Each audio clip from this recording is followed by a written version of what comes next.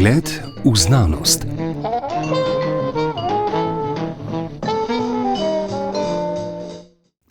Pred tednom dni je preminil etnolog in muzealec magister Ralf Čeplak-Mencin, dolgoletni sodelavec Slovenskega etnografskega muzeja, kustos za muzejske zbirke iz Azije, Oceanije in Avstralije, predvsem pa velik poznavalec neevropskih kultur, ki jih je po pripovedih babice začel spoznavati že kot mladenič. Kot vodja nekdanjega muzeja neevropskih kultur v Goričanah, dislocirani enoti etnografskega muzeja do vrnitve dvorca ljubljanski nadškofiji v denacionalizacijskem procesu, je postavljal temelje za tukajšnje razumevanje kultur zunaj Evrope. 2 desetletji je bil soorganizator izobraževalnega projekta Muzeoforum, med drugim predsednik Zveze muzejev Slovenije, predsednik ICOM, Mednarodnega muzejskega sveta in tudi predsednik Mednarodnega odbora etnografskih muzejev. Pogovor z njim iz ene od naših preteklih oddaj bo osvetlil spomin na tenkočutnega premišljevalca enakih temeljev vseh človeških kultur na planetu, ki je v času begunske krize pred desetletjem med prvimi priskočil na pomoč ljudem v stiski. Pripravil ga je Štefan Kutoš.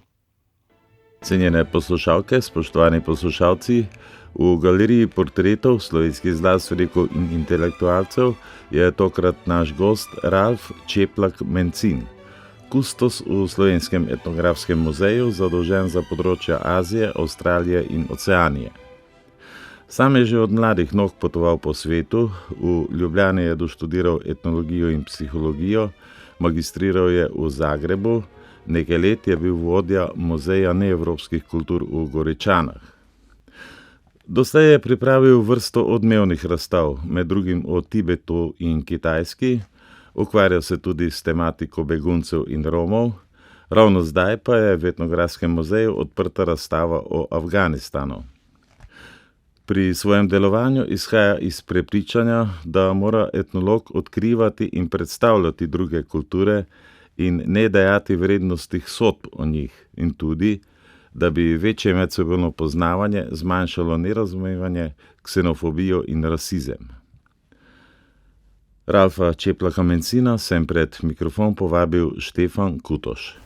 Naj vam, gospod Čeplak-Mencin, povem kar takoj na začetku. Dotaknila se me je vaša zgodba popotnika. Vi ste eden tistih, ki, kot se reče, ne potujejo zgolj s prstom po zemljevidu, pač pa v resnici in se tako tudi izpostavljajo tveganju.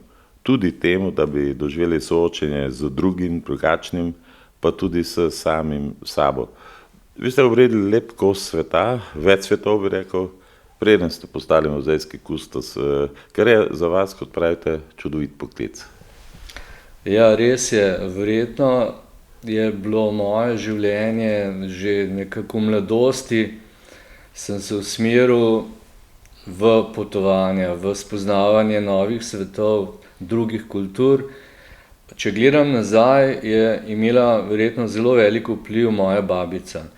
Ona je ogromno brala in živela je z nami doma in mi tudi veliko pripovedovala, tako da sem preko teh njenih pripovedi se mi odprlo neko zanimanje za širni svet. In že kot najstnik sem pravzaprav začel potovati. Imam sestro, ki je 4 leta starejša od mene in sva že zelo zgodaj šla na različne konce. Seveda takrat v takratni Jugoslaviji pač tudi nismo bili premožni in smo šli na neke cenejše variante, najprej na morje, potem pa že tudi preko meja. In recimo prva taka pot je bila, mislim, da sem bil star 13 let, ko sva šla za mesec dni v Avstrijo, na Tirolsko k nekim prijateljem od staršev. No, to je bila že zelo zanimiva izkušnja, pač biti mesec dni nekje drugje, v drugem okolju. Ja, moram povedati, da sva oba sestra bilingvistična otroka, namreč babica je bila Madžarka in doma smo se pogovarjali v nemščini. Tako da jaz sem odraščal slovensko, nemško je bilo meni eno in isto. Kar mi je potem tudi olajšalo pač na mnogih poteh in seveda pozneje tudi z učenjem angleščine. No, naprej sem pa potem že pravzaprav kar sam ali pa tudi s prijatelji, ne vem, ko sem bil star recimo 16-17 let, sem šel že prvič do Istanbula v Turčijo, ne. To je bila nekako že neka avantura in v tistem času sem tudi že začel razmišljati, da bi potoval še dlje v Azijo. Azija me je zelo privlačila že od nekdaj. Verjetno sem kaj bral tudi, pa pač po teh pripovedovanjih, tudi družil sem se, imel sem družbo, kjer so bližje razni popotniki. Takrat se je začelo tudi to hipijevsko gibanje in odprla se je pot do Indije, do Nepala in mnogi so potovali. In Ljubljana je bila pravzaprav na nekem križišču. Mnogi so že to pozabili, ampak dejansko so se vsi ti hipiji ali pa tudi avtobusi ustavljali na poti iz Amsterdama ali pa Londona, na poti naprej do Istanbula in pa Kabula, New Delhija, Goje ali Katmanduja, so se ustavili tudi v Ljubljani in seveda smo se srečevali in vedno si slišal neke zanimive zgodbe. No, tako da, ko sem končal gimnazijo, to so bile tiste dolge počitnice, med gimnazijo in fakulteto, sva se sestra odločila, da potujeva v Indijo. Doma sicer nisva tega povedala, rekla sva, da potujeva v Perzijo, v Iran, ker se je nekako to vseeno slišalo, ne vem, ne tako grozljivo, saj za moje starše, namreč oče je bil zdravnik in njega so predvsem skrbele bolezni. In jasno je vedel, kakšne hude bolezni. Indija ima še vedno gobavost, še danes in še marsikaj črne koze in tako naprej. In vedno je bil ta pač strah, ne, da se bova česa nalezla. Drugače so bili pa starši zelo odprti, ves čas, ne, tako da tudi recimo v tem času mojega najstništva, recimo, ko sem hodil v gimnazijo, so prihajali ljudje k nam, prijatelji, in smo imeli te izmenjave. Recimo smo spoznali kakšne ljudi na morju, ker mi smo ves čas kempirali in naša hiša je bila vedno odprta, oziroma stanovanje, in nekako v zameno so nas potem povabili, ne. Tole se mi zdi tudi zanimivo. Vi ste pravzaprav velik del teh potovanj opravili, preden ste, čeprav razumem, sploh začeli študirati etnologijo in potem končali etnologijo in potem postali tukaj kustos, takšen je bil vrstni red pri vas. Zdaj, nekatere stvari se zdijo prav neverjetne. Vi ste se na teh potovanjih naučili vsaj nekaj malega, kot sem prebral, turškega jezika, nekaj malega arabskega. Vi ste potem nekega dlje odpotovali na Kitajsko in tam ste ostali, tam ste preživeli 1 leto, niste znali jezika, tam ste tudi delali, to se mi zdi prav neverjetna zgodba in menda se celo odločili o tam, da bi kar za stalo ostali. Ja, se pravi, ne, mene so že od nekdaj zanimale tuje kulture. Deloma je bil to vpliv moje babice, deloma pa tudi branja knjig, ne. Nekako sem začutil tako močno ali pa globoko povezanost z severnoameriškimi Indijanci. Preko njih pa tudi z drugimi domorodnimi ljudstvi, kjerkoli, v Aziji, Afriki in tako naprej, tudi kamor sem potem še pozneje potoval. Tako da, ampak jaz takrat nisem poznal etnologijo, jaz nisem vedel, da obstaja neka veda, ki se ukvarja prav z raziskovanjem teh ljudstev in njihovih kultur. Takrat je bilo to čist spontano in nekako po neki intuiciji sem pač počel to, kar sem rad počel. In res, jaz sem šele, ko sem se vrnil iz Indije, takrat sem bil star 19 let, bilo je leta 1974, takrat sem pravzaprav doživel neko hudo krizo, ker predno sem odpotoval, to je bilo jeseni 1974 v Indijo, oziroma sva odpotovala sestro, sem vpisal pravo, ne, in jaz sem mislil, da bom pač študiral pravo. Ko sem se pa vrnil, sem ugotovil, da to ni študij zame in takrat so bili doma zelo odprti, tolerantni in so mi rekli, naj si vzamem kar do konca leta čas in se in preštudiram, kaj me res zanima in se potem odločim. In če zdaj se spet dotaknemo tega, kar počnete zdaj, približno tako ste rekli, to je čudovit poklic, v katerem lahko izrazim svoje aspiracije, svoj življenjski nazor, tudi svoja prepričanja, svoj pogled na svet. In to bi rad rekel, takšna vaša usmeritev, ta humanost za vse ljudi, ne samo za privilegirane in elito, se je izrazila tudi v vašem delovanju o begunski krizi, ne le deklarativno, ne samo s pripravo razstav, ki naj bi zmanjšale ksenofobijo, ampak vi ste šli tudi na teren, šli ste tudi v begunska tovorišča, mislim, da so sodelavci, tudi to je nekaj. Ja, ko se je to začelo leta 2015, sem začutil, da je to v bistvu zgodovinskega pomena. Ne. Nikoli prej se še ni zgodilo nekaj takega, da bi 500 000 beguncev iz držav Bližnjega vzhoda, pa tudi dlje, ne, pa iz Afrike in tako naprej, da bi prečili Slovenijo. In takrat se mi je zdelo, glede na to, da delam v etnografskem muzeju in da smo etnologi, da smo poklicani, da se spoznamo s problematiko, da skušamo vzpostaviti stik s temi ljudmi, se tudi pogovarjati z njimi in potem, da nekaj iz tega nastane. Zdaj, glede na to, da sem muzealec, da delam v muzeju, je bila najbolj logična posledica, da pripravimo tudi neko razstavo. Zelo sem bil vesel odziva v naši hiši, da je pravzaprav takoj podprla direktorica dr. Tanja Roženberger in se nam je celo pridružila. Ne? In smo šli manjša ekipa, najprej v Šentilj za nekaj dni, pozneje smo šli pa še druga ekipa, smo šli pa v Idomeni na grško-makedonsko mejo. To je bilo pa takrat največje taborišče beguncev sploh. To je bilo v začetku 2016, približno letom dni. Če se še malce vrnem k Kitajski, zdaj o Kitajski lahko bi verjetno govorila, pripovedovali ure o njej, vsekakor je danes eden glavnih igralcev na svetovnem odru, hkrati neskončno stara civilizacija, tudi za naše, ali sploh za naše evropske pojme. Ampak vi ste jo doživljali, pa pravi, tudi čisto osebno, intimno. Kaj ste počeli v tistem letu dni? Ja, od nekdaj je bila v meni želja tudi iti nekam in živeti nekje v tuji, drugi kulturi. Seveda sem bral mnoge knjige, ne, in vsi etnologi, antropologi so šli vedno na teren in potem živeli tam, se učili jezika, komunicirali z ljudmi, potem pisali, pozneje, ko so se vračali, so pisali knjige o temu in tako naprej. Tako da to je bila moja želja. Zdaj, pri nas je bilo, glede na to, da smo bili še v Jugoslaviji, smo bili sicer v tem gibanju neuvrščenih, ampak prav te komunikacije, da bi bilo zelo lahko recimo iti v neko od teh dežel in tam živeti, delati, pa ni bilo najlažje. Ne?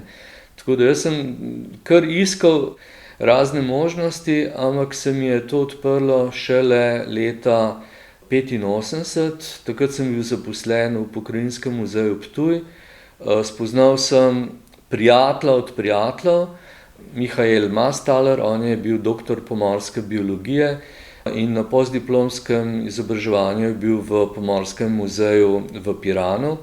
Tako da takrat je bil, ne vem, leto dni ali pa še dlje v Sloveniji in je spoznal kup ljudi tukaj in seveda tudi neke moje prijatelje in sva se spoznala. No in postal je menedžer neke nevladne organizacije, ki je v majhni vasi Nantao, blizu Hongkonga, recimo, da se skupaj 20 km od Hongkonga, pa 10 km od Shenzhena. Shenzhen je danes ogromno mesto, takrat je bilo veliko, približno to kot Kranj, je vodil projekt ribogojništva in sicer tam smo gojili ribe in škampe. V teh pogovorih tu v Ljubljani mi je povedal, me je povabil, rekel, lahko prideš k meni, jaz te zaposlim sicer za kitajsko plačo, ampak boš tam lahko živel, delal in seveda izkusil kitajsko iz prve roke. In jasno, ni mi bilo treba dvakrat reči in sem se potem takrat odločil, da pustim službo na Ptuju, kar je bil sicer šok za moje starše, ker oče je le bil tak ziheraš in je rekel, tu imaš službo do penzije, ostani, ne. Ampak ne vem, v meni je bila le ta želja prevelika. Takrat je bila pa tudi neka možnost zelo poceni potovanja na Kitajsko s transsibirsko železnico. Je pa o Kitajski še ena zgodba, oziroma tole zgodbo bi skoraj da morala povedati. Se je pa vam dogajalo to pozneje, na nekem poznejšem potovanju, da osvetliva primer oziroma osebnost Hallersteina. Nekateri kaj vedo o njem, nekateri ne. Vaš profesor Šmitek z Filozofske fakultete vas je pa poslal iskati na Kitajsko njegov grob. Sliši se malce anekdotično, ampak najprej nekaj besed o Hallersteinu, o njegovem pomenu in o tej vaši zgodbi na kratko. Ja, Augustin Hallerstein je bil rojen v Ljubljani, živel pa je v Mengšu in potem se je šolal za jezuita. No, tudi on je imel to željo odpotovati nekam, ne? In dejansko so ga potem poslali na Kitajsko, to je bilo začetku 18. stoletja in je tam potem ostal do svoje smrti koncu 18. stoletja. Šolal se je pa še v astronomiji, matematiki, skratka teh vedah, v katerih so bili jezuiti zelo dobri. Šolal se je na Portugalskem in potem je odpotoval na Kitajsko, prispel v Peking in deloval v skupnosti jezuitov, ki so bili v tistem času v dobrih odnosih z kitajskim dvorom, to je bila Qing dinastija, in so delovali kot astronomi, kot dvorni astronomi.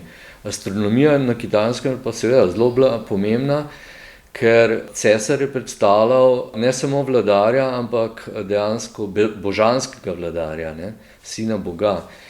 Če so astronomi pravilno napovedali, ne vem, sončne mrke ali pa tudi pač neke nebesne pojave, je bilo s tem povezano potem tudi dobra letina, slaba letina in tako naprej. No in Hallerstein se je tudi izuril v statistiki, v demografiji, geograf je bil odličen.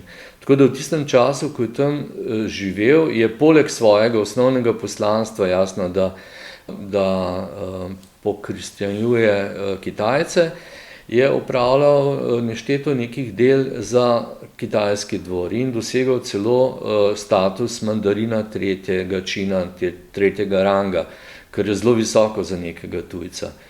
In so ga zelo spoštovali, imel je visok status, tako da v tem času, ko je tam bil, mislim, da je bil okrog 40 let je živel na Kitajskem, je imel tudi stike pisne seveda z raznimi akademijami, od Sankt Petersburga do Londona, Dunaja, si je dopisoval z vsemi znanstveniki, ki so takrat delovali, astronomi, veliko je objavljal tudi. Je bil znan pri nas pa pozneje, nekako kar pozabljen. Ne. Tako da ga je na novo odkril pravzaprav šele profesor Zmago Šmitek. In Zmago Šmitek je ravno delal takrat neke raziskave, to je bilo v začetku 90-ih, in ko je izvedel, da se jaz ponovno vračam na Kitajsko, mislim, da sem se po 8 letih spet na krajši obisk, samo za mesec dni, me je prosil, če bi lahko poiskal Hallersteinov grob. To je bila na nek način zelo detektivska naloga, ne. Takrat nihče od naših tukaj ni vedel, kje je Hallerstein pokopan, niti ga niso kaj dosti poznali, ne. No, ampak Šmitku se je zdelo pa pomembno, da če že piše knjigo, da bi lahko tudi navedel, kje je Hallerstein pokopan.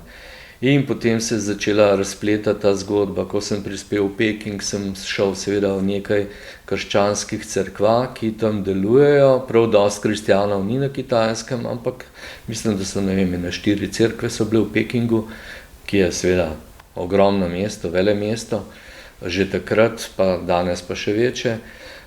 No in nihče ni vedel, ne, v teh cerkvah nihče od Kitajcev ni vedel, kdo je Hallerstein.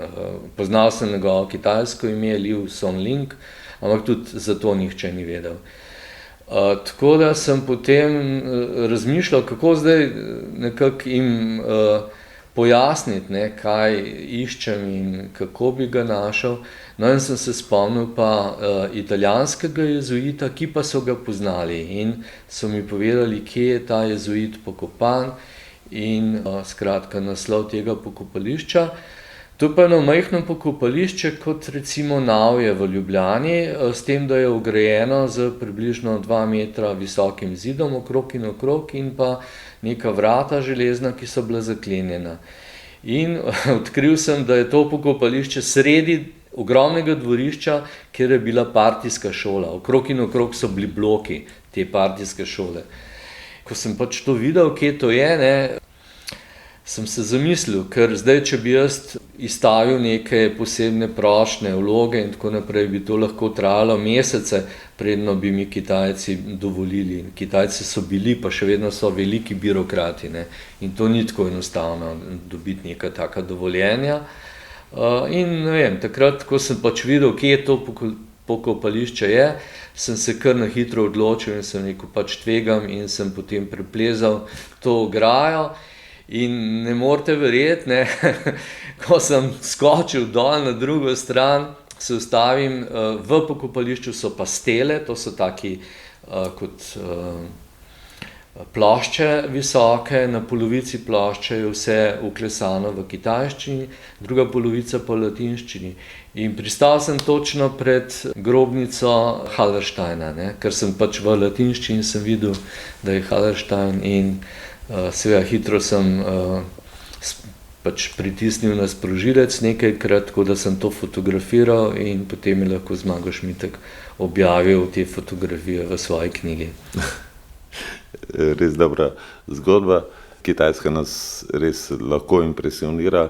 Je pa tu madež, nobena stvar ni samo enostranska in ta madež je v naših očeh Tibet. Tudi področje, tudi dežela, v kateri ste tudi bili stara civilizacija. Kje ste slikovito rekli, s Tibetom oziroma na Tibetu se dogaja to, kar se je dogajalo z Indijanci v Severni Ameriki. V bistvu žalostna zgodba. Ja, v bistvu ta zgodba se ponavlja in res mnoge zgodbe, ne, čeprav dostikrat rečemo, iz zgodovine se učimo, ampak če malo z distance pogledaš, se, ne vem, dostikrat premalo naučimo ali pa pravzaprav nič ali pa zelo malo. Gospod Čeplak Mencin, ravno v času, ko objavljamo tole oddajo, je v Etnografskem muzeju odprta razstava o Afganistanu. Afganistan, slovenski pogledi. Zdaj, Afganistan, 40 let vojn, tisto značilno 40 let opletanja tujih sil, razsuta ta domača tradicionalna struktura, tako kot v mnogih deželah, kjer se križajo ti geostrateški interesi velikih.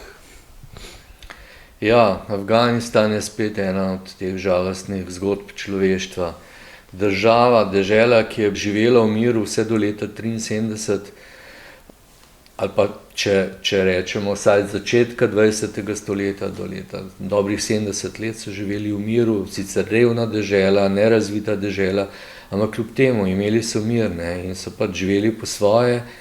Se je potem z intervencijo takratne Sovjetske zveze leta 1979 se začela tam zelo hud čas za vse te ljudi. Sovjeti so okupirali Afganistan in bili prisotni 10 let. Jasno, Američani so financirali mudžahedine in prišlo je do vojne, do spopadov. Končalo se je tako, da so Sovjeti zapustili. Nekateri govorijo tudi o ruskem Vietnamu. Ampak dežela je bila razsuta in potem se je nadaljevalo z državljansko vojno. No in sredi 90-ih so se pojavili talibani, ki so seveda bili spet financirani in nekako so nastali z blagoslovoma Združenih držav Amerike, predvsem pa Pakistana. Ti so potem vladali do leta 2001, do 11. septembra, ko se je zgodil ta napad v ZDA, v New Yorku, Washingtonu. In potem je Amerika tako odreagirala in seveda premagala ta režim talibanov zelo hitro in pa ustvarila neko koalicijo, ki je bila prisotna do leta 2014, s tem smo se vpletli tudi Slovenci, ker smo v NATO. Skratka, zelo žalostna zgodovina 40-letne vojne in če pomislimo, da smo mi doživeli ali pa naši predniki prvo svetovno ali pa drugo svetovno vojno, ampak to so bile vojne, ki so trajale 4 leta. V Afganistanu traja pa vojna že 40 let in to gre za izgubljene 3 generacije ljudi. Ne. Dejansko živijo z vsem tem in je hudo. Sam sem pa prvič potoval skozi Afganistan leta 1974, ko je bila to mirna dežela, ko je bila gostoljubna dežela in takrat je potovalo kar precej mladih skozi Afganistan ali pa tudi v Afganistan. Mnogim je bil motiv tudi poceni droga, hašiš, opij in tako naprej. Ampak sama dežela je pa tudi izjemno slikovita, od pokrajine kot prej Tibet. Ne.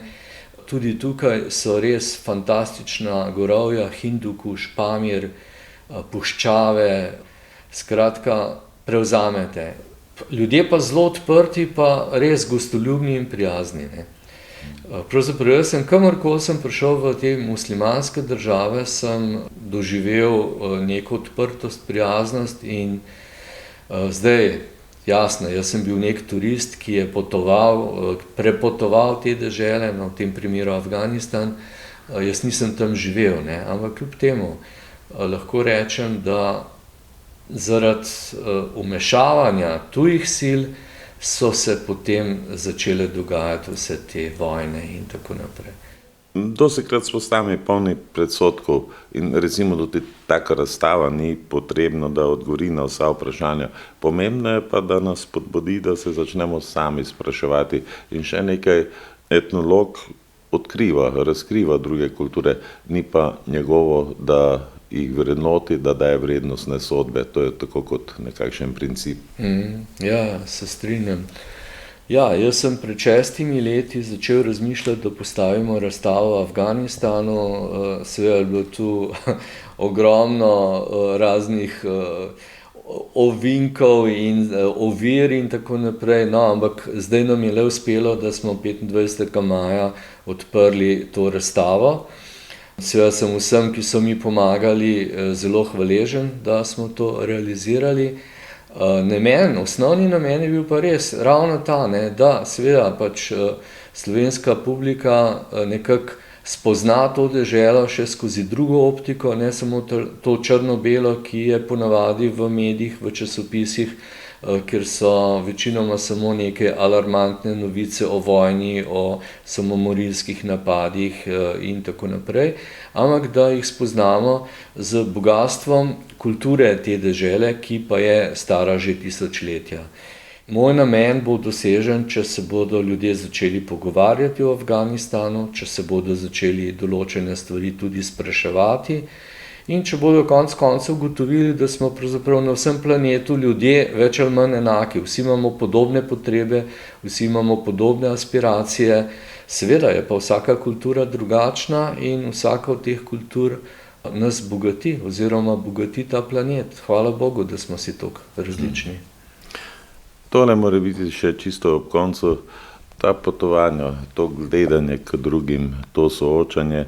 Sooča tudi ta naš zahodni pogled o nekem linearnem razvoju, ki gre zmerom v smeri napredka.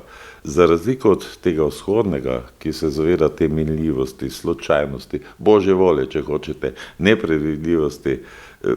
Če pa takole pogledamo, vse človeštvo, ne glede na ves tehnološki razvoj, v resnici giba v nekakšnih ciklih, ne pa premočrtno.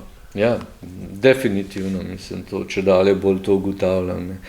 In ne vem, zelo taka močna simbolika se mi zdi tibetanska mandala. Tibetansko mandalo izdelujejo menihi lahko dolgo časa, recimo en teden, 14 dni, ko s tem z neverjetno potrpežljivostjo in ko jo izdelajo, potem z enim zamahom vse skupaj uničijo in ves ta prah stresajo v neko reko. Ne. In to je ravno ta simbolika minljivosti. Ne. Mi se tega premalo zavedamo, ker živimo v relativnem obdobju, pač tehnološko smo zelo razviti, ampak cel kup drugih stvari pa jasno, pa šepa, ne, ravno v odnosih, v ne vem, socialnih razlikah in tako naprej. Tako da se zelo strinjam s tem in verjamem v to, da pač človeštvo ne gre po neki linearni poti, ampak so tukaj vzponi, padci, naprej, nazaj, skratka vse sorte. In se mi zdi, da smo prav zdaj živimo v nekem zelo prelomno zgodovinskem času, kjer se neke stvari res grejo nazaj, namesto da bi šle naprej. Hvala lepa za tale pogovor, gospod Čeplak Mencin. Hvala lepa. Slišali ste ponovitev pogovora z Ralfom Čeplakom Mencinom, pred tednom dni preminulim muzealcem iz Slovenskega etnografskega muzeja. Pred leti ga je pripravil Štefan Kutoš.